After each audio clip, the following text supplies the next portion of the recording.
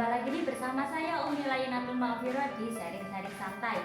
Nah, hari ini temanya adalah positive parenting tanpa membentak, tanpa berteriak.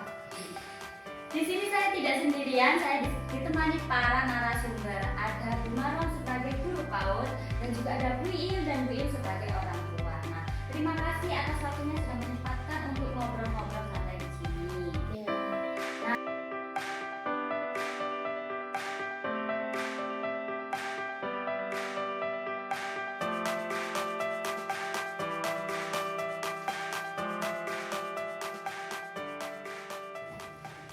Untuk Bu Maron nih, dari kacamata guru, apakah positive parenting itu artinya kita membiarkan anak berbuat nakal seenaknya atau bagaimana?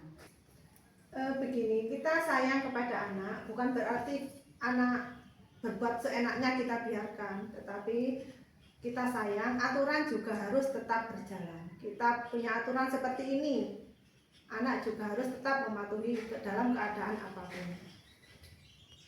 Kita memberikan rasa aman dan nyaman dulu kepada anak.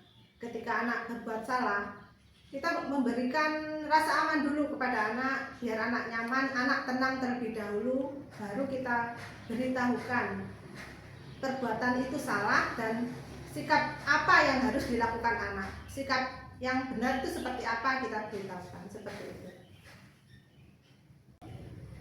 Jadi pada intinya kita sebagai orang tua harus memberikan rasa aman dulu pada anak, baru kita memberitahukan mana yang salah dan mana yang benar. Betul kan gitu Bu Maron? Ya. Oke. Bu Il nih, kenapa kita sebagai orang tua itu mudah kelepasan banget marah-marah kepada anak?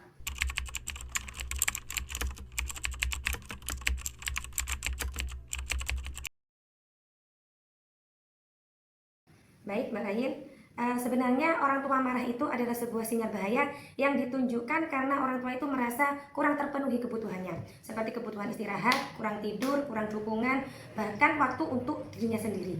Ditambah lagi dengan sulitnya kita menerima bahwasanya perkembangan anak itu ternyata tidak sejalan dengan apa yang kita inginkan dan yang diharapkan. Karena itu kita maunya cepat ya Mbak Ayin, jadi kita membentak sehingga membuat anak diam. Padahal anak diam itu karena anak merasa takut. Jadi PR yang paling utama buat kita sebagai orang tua yaitu adalah bisa mengontrol emosi diri kita sendiri saat kita lagi marah. Misalnya ketika anak menumpahkan air, otomatis kita langsung teriak, "Ya ampun dek, kamu ceroboh sekali sih. Ini sudah malam, mama itu capek." Kita sambil membanting lap, otomatis akan membuat anak itu takut, bahkan bisa membuat anak itu menangis. Nah, di sini ketika kita membuat keadaan tenang, coba kita ambil nafas sejenak. Setelah itu kita bicara dengan nada yang pelan. "Wah, airnya tumpah ya dek. Coba bisa bantu mama ambilkan lap. Tolong dek pegang ujungnya lap. Kita lap sama-sama yuk. Nanti kalau mau minum hati-hati ya biar nggak tumpah lagi." Nah, jadi di sini kita bisa memberi pelajaran kepada anak, tanggung jawab, menyelesaikan masalah, kerjasama antara orang tua dan anak, dan yang paling penting yaitu dengan keadaan tenang.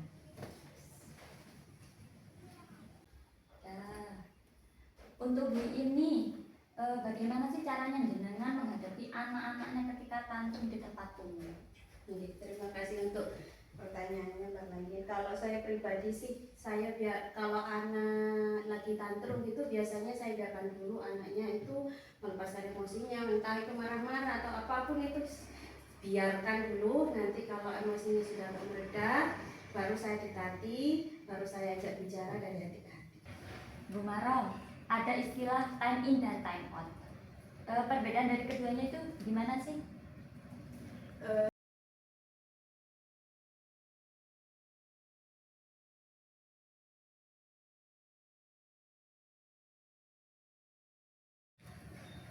Begini, time out itu kita membiarkan anak menyendiri, anak mengatasi emosinya sendiri sampai dia berhasil mengatasi emosinya seperti itu. Kalau time in kita barengi anak-anak ketika anak bad mood, ketika anak marah-marah, kita barengi sampai anak-anak itu benar-benar bisa mengendalikan emosinya.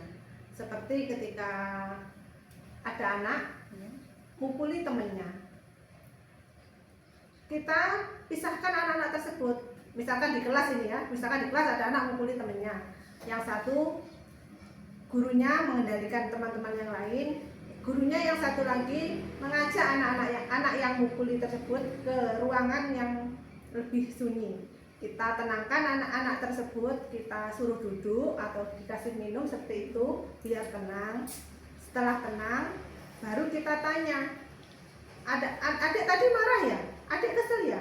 Pasti dia akan menjawab iya seperti itu. Jangan ditanya, kenapa adik tadi mukuli? Kenapa kamu mukul temannya seperti itu? Anak bingung, kenapa ya seperti itu. Kalau ditanya dulu, marah ya? Iya marah. Kesel ya? Iya kesel. Kenapa kok kesel? Dia berbuat apa kok sampai dipukuli seperti itu? Ketika anak sudah suasananya tenang, anak pasti akan menjelaskan kenapa dia memukuli temannya, kenapa dia marah-marah sama temannya seperti itu. Jadi anak tidak dibiarkan dengan sendirinya. Jadi gitu ya jawaban dari Bu Marong. Bu Marong, sebelum closing nih, kira-kira jika anak itu dibesarkan tanpa dibentak, apakah dia jadi anak yang manja? Terus bagaimana ketika dia dewasa? Anak tidak pernah dibentak itu bukan berarti nantinya akan menjadi anak yang manja. Tetapi dengan komunikasi yang baik antara orang tua dan anak akan menjadi bisa mengendalikan emosinya. Dan anak juga bisa bertanggung jawab atas apa yang diperbuat, atas kesalahannya, dan juga bisa mengendalikan emosinya tersebut. Dan ketika dewasa, anak akan bisa memberikan solusi atas permasalahannya, terutama permasalahan pribadinya lah seperti itu.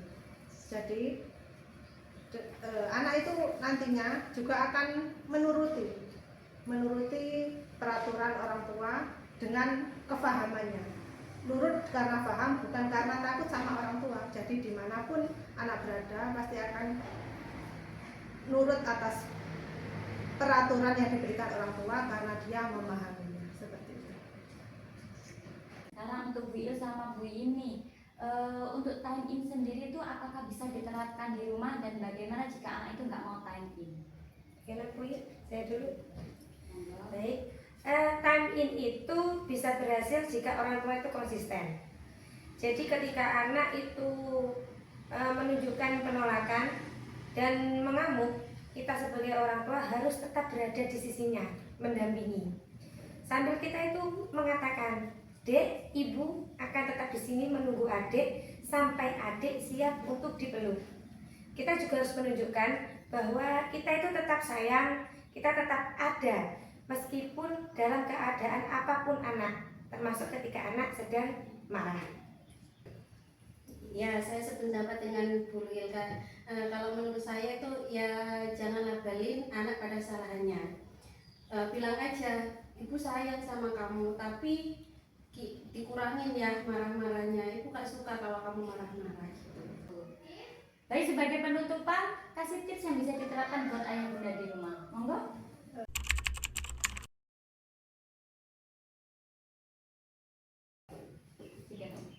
Mungkin Bu Il terlebih dahulu. Oh, baik, terima kasih waktunya Bu Marong.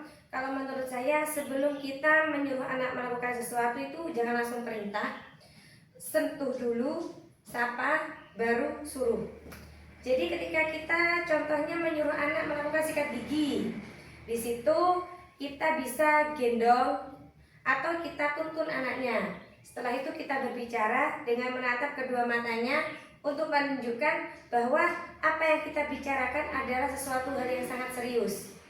Jangan lupa diseriki dengan ngobrol sedikit untuk menunjukkan rasa kasih sayang kita kepada anak.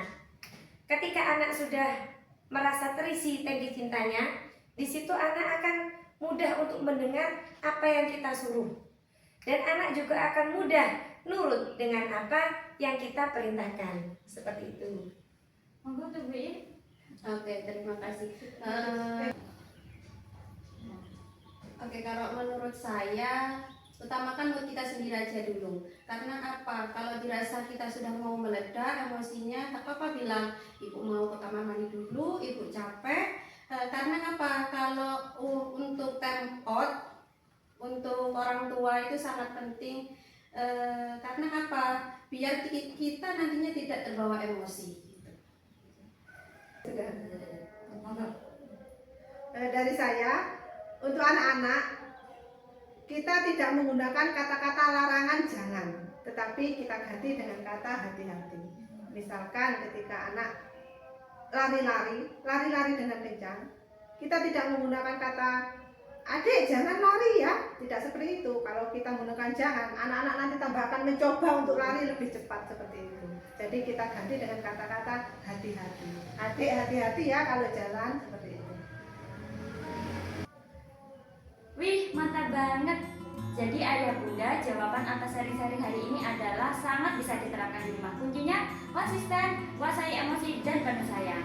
Terima kasih untuk Bu Il, Bu Im, dan Bu Marom untuk waktunya. Sampai jumpa di kesempatan berikutnya. Bye-bye.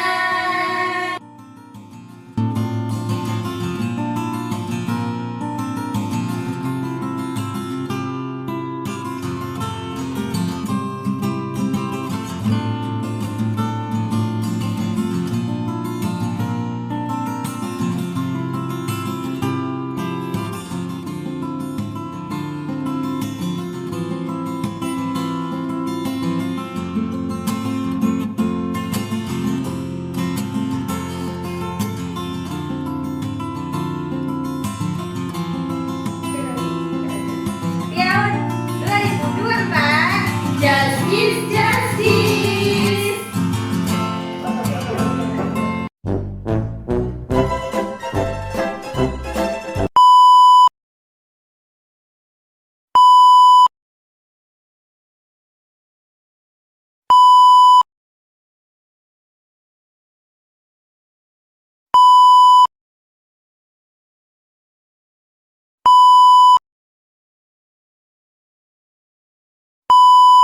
Foto. 2, 1.